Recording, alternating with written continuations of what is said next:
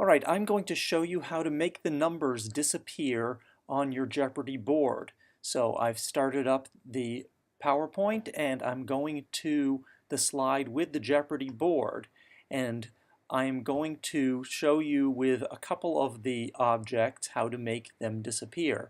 So let's just go over here to the potluck column over here, the potluck category, and we'll just click on the $100 amount and make sure that you're clicking on the edge, not clicking on the number itself, because we want to select the entire shape here. And what we want to do is we're going to want to animate this with an exit animation. So we're going to go to the Animations tab on the ribbon, and then we're going to choose to add an animation, and we want a disappear animation, so I'll scroll down to the disappear animations, and it can be any of these exit animations, but I'll just make it disappear, so I'll click on that. And now, right now, when we do that, it automatically set it to disappear on click, which may or may not work in our case. So what we really want to have happen is we want to have it disappear when it's triggered by clicking on a shape, and the shape we want it to be triggered by is itself that $100 in the potluck category. So we need to set a trigger, and here's the trigger. The problem is we don't know which shape this is when we're about to select the trigger. So I can go over to trigger and it says on click of, and then it gives me a whole bunch of shape names here. And I don't know which one this is, so I've got to find that out first. So before I set the trigger, I'm going to go back to the Home tab, and I'm going to go to Arrange and Selection pane. And this shows me the names of all of my shapes. So when I click on this shape, it tells me, aha, that shape is rounded rectangle 37. So now when I go back to the Animations tab, I can go to Trigger, on click of, and scroll down to rounded rectangle 37.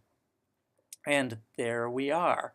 And so now, if everything worked correctly, when I click on that $100 amount, it should already have that hyperlink set in there. It should take me to the answer for the $100 in potluck. But when I come back to the board, that $100 shape should be gone. So let's try it. So I'm going to go into slideshow mode, and I'm going to click on potluck, and it disappeared, took me to the answer, and then, whoops, I accidentally scrolled, and then I can click on that arrow, just pretend I didn't accidentally scroll, and it takes me back, and the shape is gone. And it won't work for the $200 one because I haven't set that up. So if I click on that, the $200 one will still be there when I come back. So we've got to fix that. So I'll hit the escape key, and now I'm going to choose the $200 one. And the $200 one, it says, is rounded rectangle 38. So now it'll get pretty fast to do this.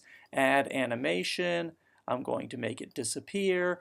I'm going to set it on trigger, on click of, and scroll down to rounded rectangle 38. Then we'll do the $300 one, which is number 39, add animation, and disappear, and trigger that on click of number 39. And I could keep going for all of these, and it would only take a couple of minutes. Once you get the hang of it, you can get them all set up. So right now I've done 100, 200, and 300. So when I go into slideshow view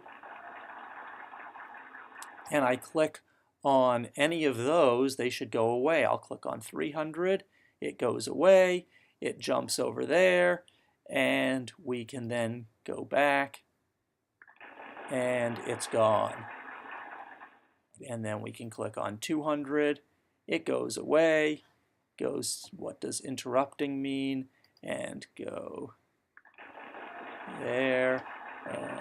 so on. And so all three of those will work, and then you just have to set up the rest yourself.